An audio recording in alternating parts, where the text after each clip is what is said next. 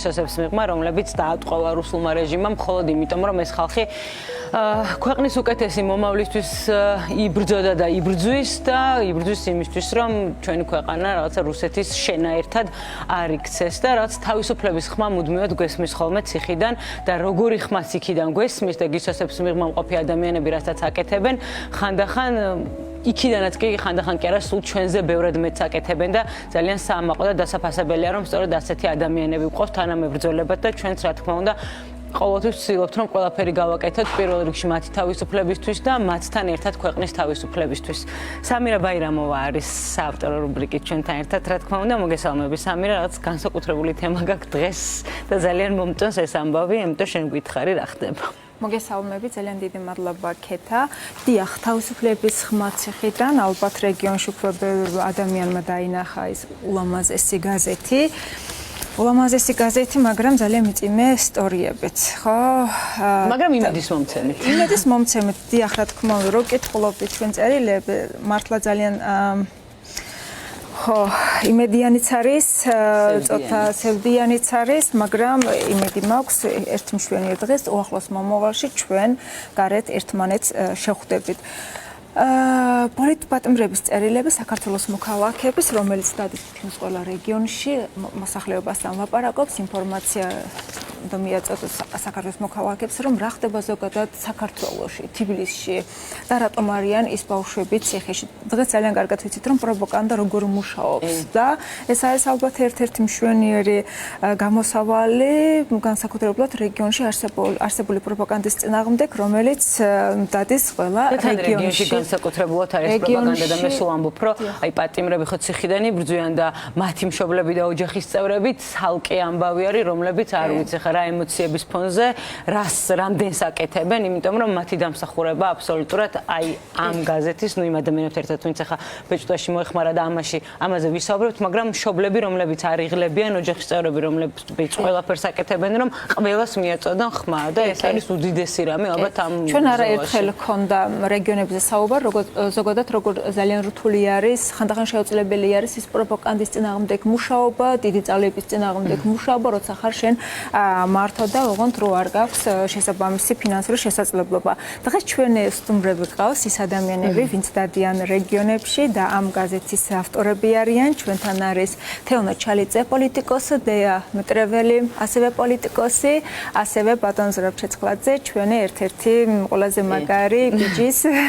ზვიადის მამა, მეც მქონდა პატივი, რომ ჩვენ რამოდენიმეჯერ რუსტაველზე შევხვდეთ და ვესაუბრეთ და მალე მოგვიძებს ალბათ ჩვენ ისევ რუსტაველზე შეხვედრა, ოღონდ გამარჯვებით. რა თქმა უნდა. ძალიან დიდი მადლობა პირველ რიგში, რასაც აკეთებთ თქვენ საქართველოს მოქალაქეებისთვის. ეს არის ძალიან სევდიანი არის. მადლობა ამისათვის, რომ ძალიან დიდი რესურსი სჭირდება ამას, ასევე რამოდენიმეჯერ დილით რო ვდგები, დილით რაღაც 6-7 საათზე იყო, თქვენ უკვე იყავით ზალკაში. და დადიოდეთ სხვადასხვა რეგიონებშიც. და ამისთვის ძალიან დიდი მადლობა. საიდან მოვიდა ეს აზრი, რომ საჭირო იყო ამის გაკეთება, კი, ძალიან მნიშვნელოვანი იყო და ვიცით, რომ ამას სჭირდება დიდი წალა, რესურსი და ასევე ვიცით, რომ ყველამ ახლა ემოციურად, ფსიქოლოგიურად არა ვართ. და პირდაპირ თქვა არა ვარ კარგად. კარგად, ხო, რაღაც იმიტომ კარგი სიტყვით რომ მივაწოდე ჩვენ მაყურებელს, რომ მართლა არ გამოვიდეს სევდიანი და ჩვენ მაყურებელს კი უკვე იციან, ალბათ იცნობენ ბევრ ადამიანს რეგიონში და ახლა გაგვიზიარეთ თქვენი ემოციები თავისუფლების ხმა ციხიდან, სად დადის, რას აკეთებს? მოგესალმებით, დიდი მადლობა, რომ ამ თემით კიდევ ერთხელ დაინტერესდა თქვენი ტელევიზია და კონკრეტულად თქვენი გადაცემა ამ შემთხვევაში. თავისუფლების ხმა ციხიდან ეს არის გაზეთი, რომელიც თავიდან ბოლომდე არის ორიენტირებული პოლიტპატიმრებზე, სინდისის პატიმრებზე, რეჟიმის ტყვეების სათქმელზე, მათი ოჯახის წევრების სათქმელზე და იმ გზაზე, რომელსაც გადიან ეს ადამიანები თავისუფლებისთვის ბრძოლაში. ქალი პოლიტიკოსები 10-ზე მეტი პოლიტიკური პარტიიდან 9 მარტს ჩვენ შევხვდით სინდისის პატიმრების ოჯახის წევრებს და ამ ემოციური შეხვედრის შემდგომ რამდენიმე ხალი პოლიტიკოსი, კერძოდ დიამეტრეველი, ანა გოგოლაძე, ბარბარა ჯიმელისულაშვილი და მე, რომლებსაც უკვე ჰქონდა ჩვენ გამოცდილება ერთად მუშაობის, შეიძლება ითქვას შეხმატკვილებული მუშაობისაც, დავსხედით და ვიფიქრეთ, რა შეიძლებოდა გაგვეკეთებინა ისეთი ღირებული, რაც იქნებოდა ეფექტური, შედეგიანი და რასაც შეეძლო, რომ გარკვეული წვლილი შეეტანა მთელს ამ ბრძოლის პროცესში. და აქედან წამოვიდა ამ გაზეთის შექმნასთან დაკავშირებით იდეა, ჩვენ შევარჩიეთ სახელი, გადავწყვიტეთ რა უნდა ყოფილიყო კონცეფცია, გავინაწილეთ საქმეები, ფუნქციები, თუ ვის რა უნდა პასუხისგებლობა აიღო უშუალოდ გაზეთის შექმნაში და შემდეგ უკვე მივწერეთ ჩვენს სინდისის პატიმრებს, რომ ასეთ რაღაცას ვაპირებდით და დაველოდეთ მათ წერილებს. გულის ფანცქალით ველოდებოდით მართლაც ამ წერილებს, როგორც დაგვირეკავდა ფოსტის წარმომადგენელი და გვეტყოდა, რომ თქვენ სახელზე წერილია და როდესაც შეგროვდა უკვე საკმარისი რაოდენობის წერილები, პირველი ნომერი გამოვეცით, მეორე ნომერზე უკვე ოჯახის წევრების წერილები განვათავსეთ და მესამე ნომერზე, რომლის შექმნაშიც ყველაზე მეტი და ლომის წილი, ასე ვთქვათ, დიას მეუძღვის, ის ისაუბრებს ამ მიმართულებით. მე მხოლოდ რეგიონებში გასვლაზე გეტყვით მოკლედ, ჩვენ სინდისის პატიმრების ოჯახის წევრებთან ერთად და მათი უშუალო ჩართულობით და ინიციატივითაც შეიძლება ითქვას,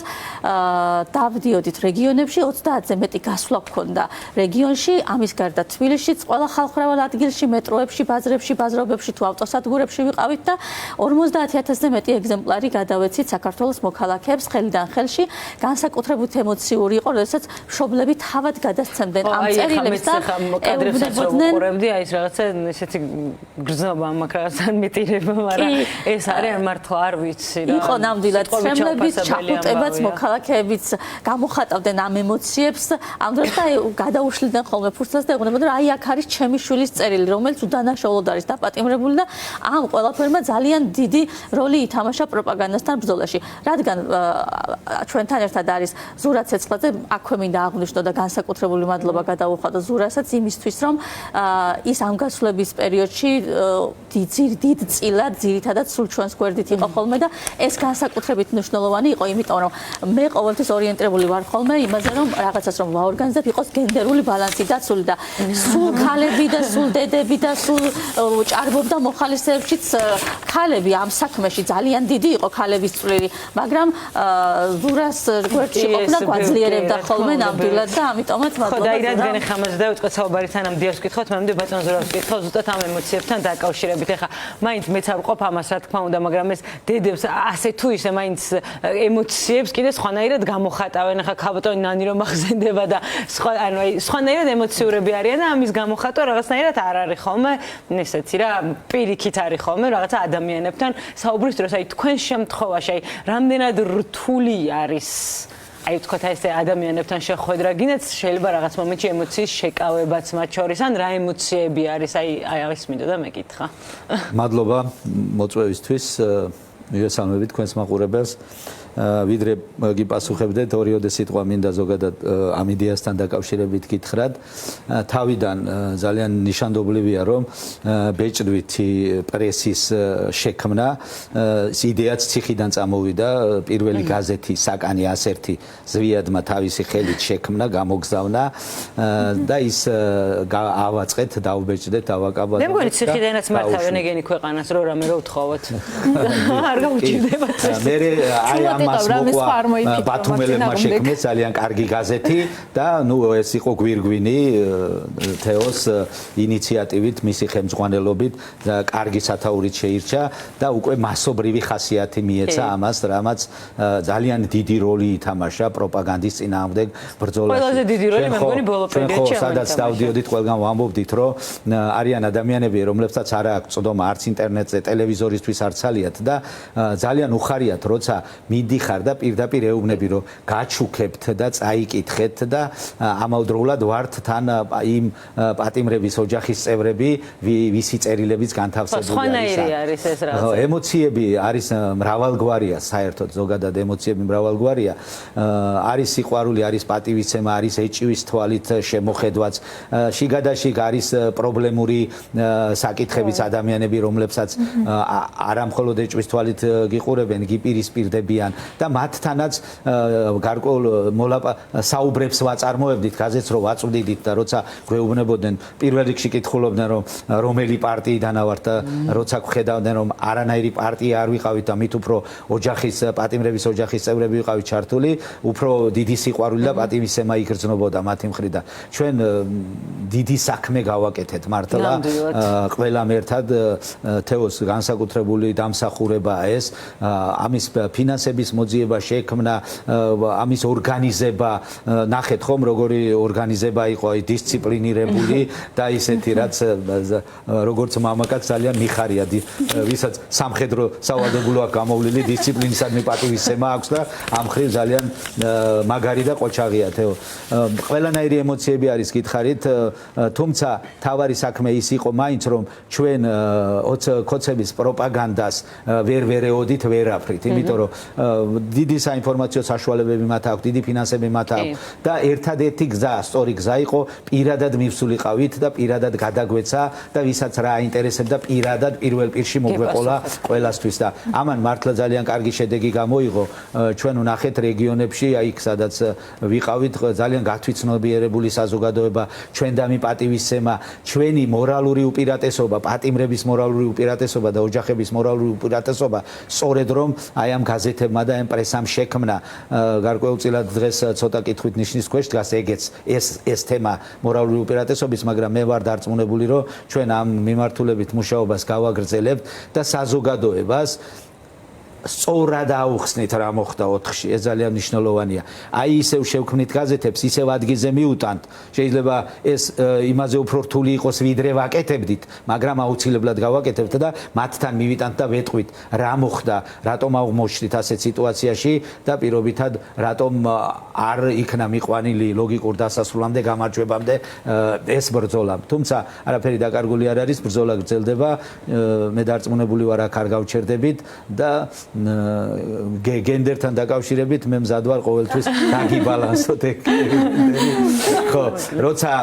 რაღაც სხვა უფრო მნიშვნელოვანს ვერაფერს ვერ აკეთებ, მე მგონია რომ ძალიან მნიშვნელოვანია ხა ეს ამბავი. მამაკაცი ვარ და შეიძლება უფრო ხისტი პროტესტის სხვა ფორმები ამერჩია, თუმცა იქაც არ ვაკლებ, როცა საჭიროა იქაც ვარ, მაგრამ აი ეს დრო რომელიც არსებობს და რომელიც მქონდა, იმას ფუჭად ნამდვილად ვერ გავფლანგავდი და აუცილებლად რაღაც საქმე უნდა მეკეთებინა. ასე რომ პირიქით მადლობა მაქვს სათქმელი ამ მნიშვნელოვან და კარგ საქმეში რო ჩამხდეთ, მიმაღებინეთ მონაწილეობა და მთავარი ბრძოლის ხაზი მაინც პროპაგანდაზე გადის, ციფრულის სამყაროში ვცხოვრობთ და სხვა ვერაფერი ვერ დაგანგრევს ისე როგორც პროპაგანდა, ამიტომ ამ თემას კიდევ უფრო მეტად განსაკუთრებული ყურადღება უნდა მივაქციოთ, კიდევ უფრო მეტად უნდა დავხვეწოთ და კიდევ უფრო მასიურად უნდა მოვედოთ ყველა რეგიონს. რაიონულ ცენტრებში და ქალაქებში დავდიოდით, სოფლებშიც უნდა მივახციოთ და ხალხს უნდა აუხსნათ. ეს ყველაფერი და მივიტანოთ სწორი ჭეშმარიტი და ობიექტური ხა თქვენ ახსენეთ პოლიტიკური პარტია არ გვეკითხებოდნენ და ჩვენ შარშანაც მანამდეც რაღაცა სულ ამაზე იყო ხოლმე დავა რომ როდის უნდა წახვიდეთ რეგიონებში ხალხს იქ როდის უნდა ელაპარაკოთ და რეგიონებში წასულა კი აი ვინ წავიდა რეგიონში და ვინ ესაუბრება ხალხს იმ პრობლემებზე რომელიც არსებობს და სოფლებში მისვლა ძალიან მნიშვნელოვანი არის იმიტომ რომ მოსახლეობის თითქმის 80-90% ცხოვრობს სოფლებში რეგიონში კი ვამბობთ ქალაქის ცენტრში კარგი არის მარნეულში რო ჩამოდიან ჩაისვამენ და ოკეი მარნეულში ვიყავით შევხვდით ეგრე არ არის და ანუ უფრო ის ადამიანები ვისთანაც ჩვენ ხმა უცლებლად უნდა მივიდეს ეს ადამიანები კომპაქტურად ცხოვრობენ უფრო სოფლებში და არ აქვთ ანუ რა ხდება ზოგადად ხანდახან რეგიონში და ქალაქში ინფორმაცია არ აქვს და ძალიან კარგი არის რომ თქვენ ძლიერად ხართ და აი ეს ბრძოლის თქვათ რომ ეს უნარი ასე თქვათ რომ დღეს ამისი სურვილი გაქვთ ეს ძალიან მნიშვნელოვანი არის და ასევე ვკითხულობდით რომ მოქალაქეების როგორ სოლიდარობა აქვს თქვენს მიმართ განსაკუთრებულად პატიმრების ოჯახების მიმართ ეს არის ჩვენი ბრძოლის ერთ-ერთი ძალიან მნიშვნელოვანი ნაწილი რომ თქვენ ამ პროცესში ჩვენთან ყველასთან ერთად ხართ კი ბატონო, დია, შენც გითხარი აი ამ იცი არის შედეგი ცოტა ცუდი ნათქვამი არის ალბათ ეხლა, მაგრამ ani ინფორმაციული თვალსაზრისით რამდენად ხო რა ესე უნდა ვთქვა შედეგიანი აღმოჩნდა იგინაც იმ ადამიანებთან ვთქვათ აი ბატონი ზურაბი ამბობდა რომ შეიძლება ვიღაცა არ გეთანხმება ხო ან არ იცის და ამიტომ ვერ გეთანხმება მაგრამ ამ ინფორმაციის გაცნობის შემდეგ და რეალურად რაღაცების დანახვის შემდეგ შეიძლება აზრი შეიცვალა ან რაღაცა გახელილი თვალით შეხედა ამ ყველაფერს ხო აი ეს თუ არის გამოკვეთილად ეხა მაინც სადაც დადიოდით იქ თუ გქონდათ რამე მსგავსი შემთხვევები მოგესალმებით, მივესალმები თქვენს მაყურებელს. ზოგადად რეგიონში ჩვენს მოქალაქეებთან ურთიერთობას, პირდაპირ კომუნიკაციას ძალიან დიდი მნიშვნელობა აქვს და არ ვიცი, ესე იგი, სხვადასხვა საზოგადოებრივი ჯგუფები, პოლიტიკური პარტიებიც ხშირად ხო დადიან რეგიონებში და ამ კომუნიკაციის დროს მთავარია თუ რა ფორმით და რა შინაარსით მიდიხარ მოქალაქემდე. აინტერესებ მას, რომ შენთან წამოვიდეს სასაუბროდ. აი ამ შემთხვევაში თავისუფლების ხმა ციხიდან ეს ჩვენი გაზეთი რატომ იყო საკმაოდ ქმედითი და შინაარსიანი ინსტრუმენტი სინდისის პატიმრების ოჯახის წევრების ხელში, ჩვენს ხელში, იმ ჩვენი აქტივისტების ხელში, რომლებიც თან დაყვებოდნენ ჩვენს ძვირფასი სინდისის პატიმრების მშობლებს. ესე იგი, ჩვენ ხო ვხედავთ, ვინ არის ფლაგმანი ამ დიდი წინააღმდეგობის. ეს არ ეწყინება ბატონ ზურას, მაგრამ სინდისის პატიმრებთან ერთად ეს არიან დედები, ხო? და როდესაც ვამბობთ, რომ ამ პროტესტს აქვს ქალის ხმა, ერთ-ერთი მთავარი ნიშანი ამისი არიან სინდისის პატიმრების დედები, ამიტომაც ეხლა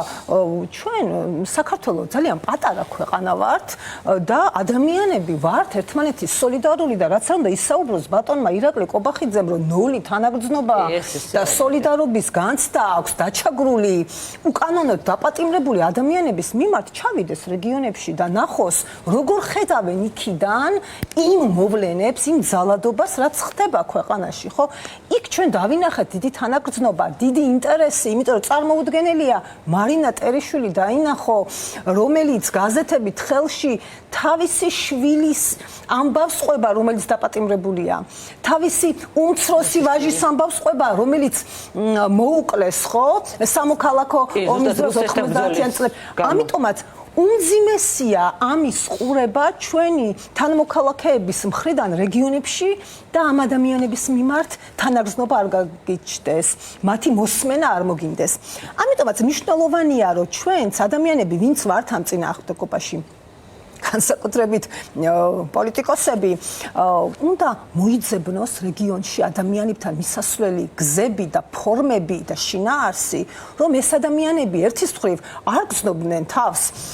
მიტოვებულებად, არ გახდნენ პროპაგანდის მსხვერპლი და ამავდროულად დაინახონ, რომ თბილისიდან, სხვა დიდი ქალაქებიდან ეს ადამიანები ჩვენ გვეიმედება, რომ ამ ადამიანებზე დგას ჩვენი ქვეყნის გადარჩენის გზა, იმიტომ თუ ყველა მოქალაქე იქნება ინფორმირებული, თუ ყველა მოქალაქე იქნება აქტიური და აქტიურობა არ არის მხოლოდ და მხოლოდ რუსთაველზე გამოსვლა, რაც უმნიშვნელოვანესია. აქტიურობა არის თითოეულ სოფელში, თითოეულ დაბაში და ქალაქში შენ სწორი და მართალი ინფორმაცია გაავრცელო. ამიტომაც მე ძალიან მიხარია და მე რომ ჩემს კოლეგებთან ერთად, სინდისის პატიმრების მშობლებთან ერთად ვიყავი ამ ინიციატივის, პოლიტპატიმრების წერილების გაზეთის ერთ-ერთი,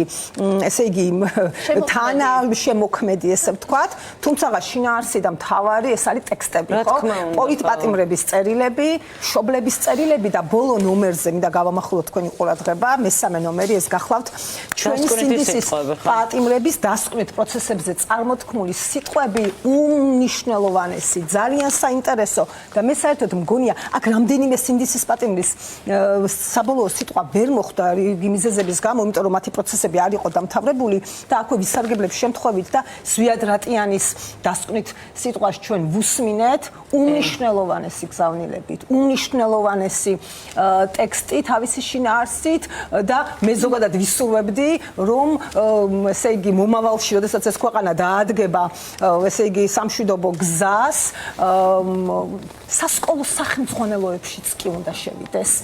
ეს წერილები. ჩვენ მომავალმა თაობებმა უნდა ნახონ, იმიტომ რომ თითეული სიტყვა, თითეული წერილი ეს არის ძალიან კომპაქტურად, მაგრამ ძალიან ინფორმატიულად მოყოლილი ჩვენი თანამედროვე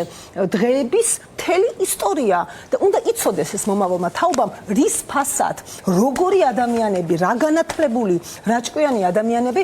იდგნენ და როგორ ბრძოლობდნენ და დღეს რას ვხედავთ, ხო? რაღაც სპეცოპერაციის შედეგად 41 თუ 46 ახალი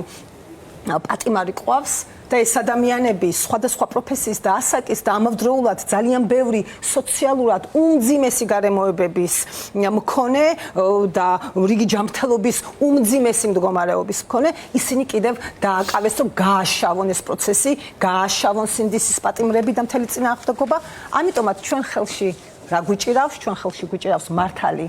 სიტყვა, ჩვენს მხარეს არის მორალური უპირატესობა არის ჩვენ მხარეს და ჩვენ უნდა გავაგრძელოთ. რატომ? იმიტომ რომ არც ერთი საქართველოს მოქალაქე არ ეგუება ჩვენ ქვეყნის გარუსებას. ძალიან მარტივია, ჩვენ ვოთ სხვა გზა არ გაგვაჩნია. კი ბატონო, აი ეხა მე ეს მომხვდა, გადავიხე ყველა არ მაქვს წაკითხული რა თქმა უნდა, მაგრამ აი ვეფხიეკას რადის სიტყვები არის ეს, რომ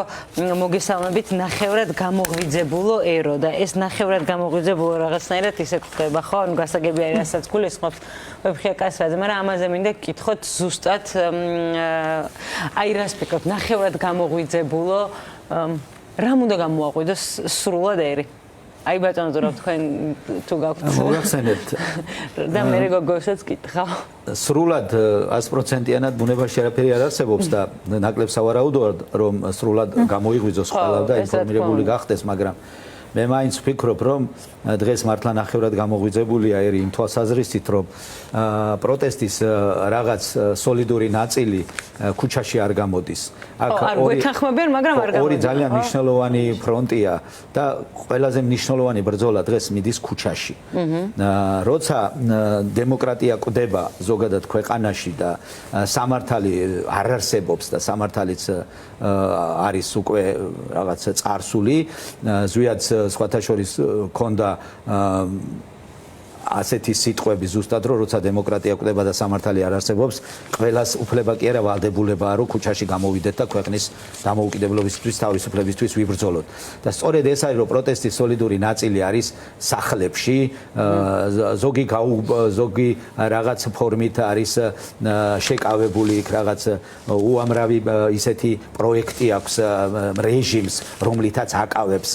სოციალურად დაუცველები, 300 ლარიანი ხელფასიანები და ასე შემდეგ ბაღებში, მუნიციპალურ ორგანოებში, აიპებში, სიპებში უამრავი ადამიანები დაბალ ხელფასზე, მაგრამ ისე გამოჭერილი, რა ვიცი, სამხედროები და პირობითად პოლიციელები დატვირთული სესხებით, რომელიც გაცემული არის ისევ თავიანთი ბანკებიდან და ეს პროტესტი არის აი დარჩენილი, რომელიც არ გამოდის ქუჩაში. ნახევრად გამოღვიძებული სწორედ ამას ნიშნავს, რომ ბევრი ვერ ბედავს და არის ნაწილი, რომელსაც ეს დიქტატურა პირადად მას არ შეხებია და გონია რომ არასოდეს არ შეეხება და თუ ისტორიას დავაკვირდებით, ხო, ახლა უახლესაც თუ გინდათ ადამიანები, რომლებიც ამ დიქტატურის მომძლავრებაში ეხმარებოდნენ და აქტიურ მონაწილეობას ღებულობდნენ, ზოგმა უკვე კამერაში ამოყო თავი, ზოგის მიმართ სიცხეს სამართლებრივი დევნა, ზოგის მიმართ ეჭვებია კორუფციასა და რაღაცებში, მავნებლურ საქმიანობებში. აქედან გამომდინარე, როცა დიქტატურა მძვინვარებს ქვეყანაში, მე ყველას ვარწმუნებ, რომ დროის ფაქტორია, თორე ყველას კართან მივა აუცილებლად. აი, რისი თქმა მინდა ნახეთ, უსამართლო ქვეყანა როცა არის, ეს უსამართლობა დროის ფაქტორია, მეთქი ვთქვი, თორე ყველას ეზოში მივა. წარმოიდგინეთ ახლა რომელიღაცა ბობოლას შვილმა, მილიარდერის, მილიონერის ქუჩაში დაარტყას მანქანით ვიღაცას, ღმერთმა დაიფაროს, პირობითი მაგალითი მომყავს და ვინ იპოვის იქ სამართალს და იმ მილიონერის და იმ ჩინოვნიკის შვილს ვინ დააკავებს. მაინც ასე უნდა მოვიდეს შენს კართან ეს უსამართლობა რომ მიხვდე რომ ქვეყანაში უსამართლობა როცა ქვეყანაში უსამართლობა ეს ყველაზე გავრცელდება ყველას ოჯახში მივა არ ვიცი არ დატოვებს ადამიანს იმიტომ რომ ჩვენ გვაქვს ისტორია ხო რომ კომუნისტების პერიოდში როგორ იყო ერთმანეთს უყურებდნენ აი ერთი წელიწადი იქნება და წავლენ ესენი ამდენ ხანს ვერ გაძლებენ მაგრამ მომძლავრდნენ და 70 წლის განმავლობაში რა სოდვის კალოც დაატრიალეს ნახეთ ხო იგივე შეიძლება აბსოლუტურად მოსალოდნელია იგივე დაატრიალდეს ამ ქვეყანაში ამიტომ ნახევრად გამოღვიძება არ არის საკმარისი ნახევრად გამოღვიძება არ არის საკმარისი იმისათვის რომ გამარჯვებას მივაღწიოთ ამიტომ თელერს მოუწოდებ ვიდრე თქვენს კართან ვიდრე თქვენს ოჯახში ვიდრე თქვენს შვილებზე მოვა ის ტრაგედიები და ის ტკივილი და ის უბედურება რაც ქვეყანაში ტრიალებს უსამართლობის გამო რა უსამართლობას დაამკვიდრეს ქვეყანაში ყველამ უნდა გამოვიღვიძოთ ყველა უნდა დავდგეთ ქუჩაში და ყველამ უნდა მართალ სიტყვას დაუჭიროთ ხარი და ბრძოლა მივიყვანოთ სულილებები მოვიტანოთ და ქვეყანა დემოკრატიულ რესებზე გადავიყვანოთ და თავისუფლება დღეს